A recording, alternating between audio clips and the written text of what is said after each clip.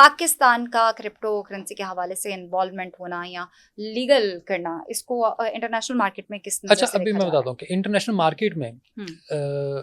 हर मुल्क और हर बड़ी कंपनी जो है वो अपने अपने अंदाज में इन चीज़ों में इन्वॉल्व हो रही है।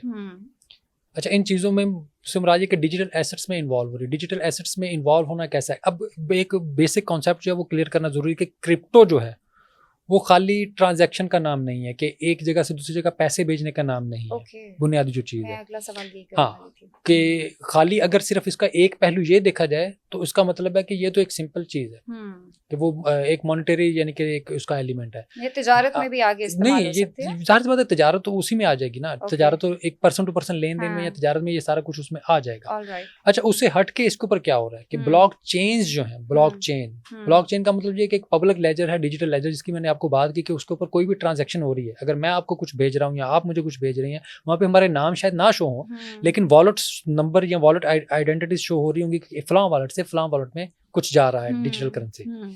अच्छा, इन ब्लॉकचेन्स के ऊपर मुख्तलिफ एप्लीकेशंस बन रही हैं, मुख्तलिफ चीज़ें डेवलप हो रही हैं।